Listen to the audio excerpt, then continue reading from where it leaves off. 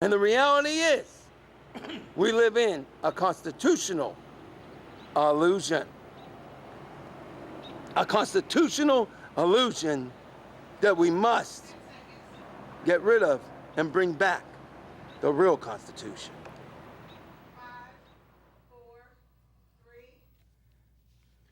Well, we have a few more things to do, so we're going to get to that. And can I interrupt a minute, Al?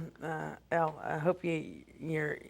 Yeah, I'm ready for okay. it. One thing is I want to mention is the previous caller. I thought that was Glenn, but it wasn't Glenn, and I'm sorry for Glenn that I thought that was you, but I'm sorry for that. No, it wasn't Glenn.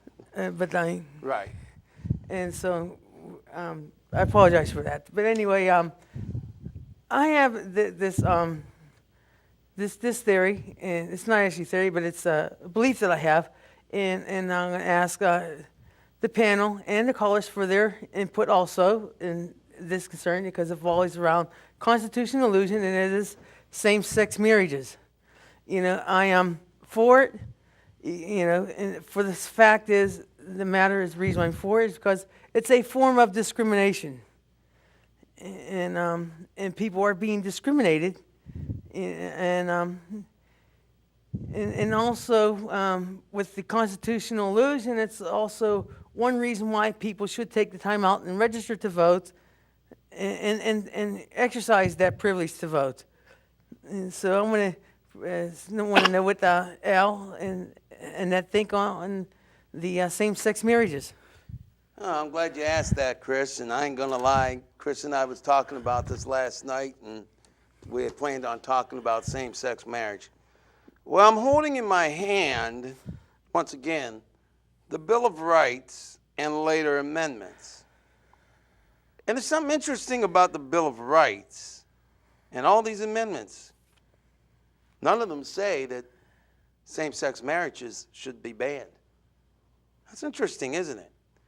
You would think that if same-sex marriages shouldn't be in existence, that maybe the Constitution would say something about it, or the Bill of Rights.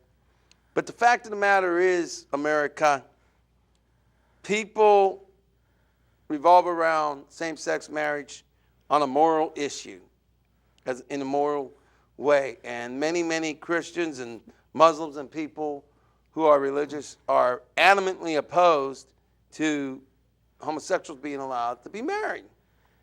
But you're correct on one thing. It is a moral issue. An issue, not an issue, but issue. It's a moral issue. You see, my friends, it doesn't matter if you think it is a sin. It doesn't matter if it is against your religion. Under the Constitution and under the Bill of Rights, it says all Americans are created equal. Therefore, just because we may personally approve or not approve of it, it doesn't have any bearing. Under the law, as it stands now, unless there is a 28th Amendment, under the law, homosexuals and lesbians should be allowed to marry. Now, if religious people don't want that to be the case, then what we need to do in America is not going to be pretty. But we need to then do something which would actually involve Congress and the Supreme Court. The only way that you can ban same-sex marriages is if the government of the United States and every government no longer recognizes any marriage, be they homosexual or heterosexual. Now, I don't think everybody in America wants their marriages nullified. And I'm sure there's a lot of people wanting to kick my butt right now. But the reality is, under the law, we have no choice but to allow same-sex marriage. From a moral standing, maybe you don't like it. I don't like hate speech. But because of freedom in America, I will defend hate speech being allowed to be said.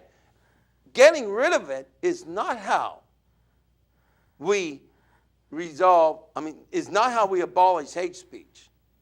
What we do is we talk about alternative speech. If some idiot, excuse my language, if somebody creates a show of nothing but hate, then you have a duty to create your own show espousing love.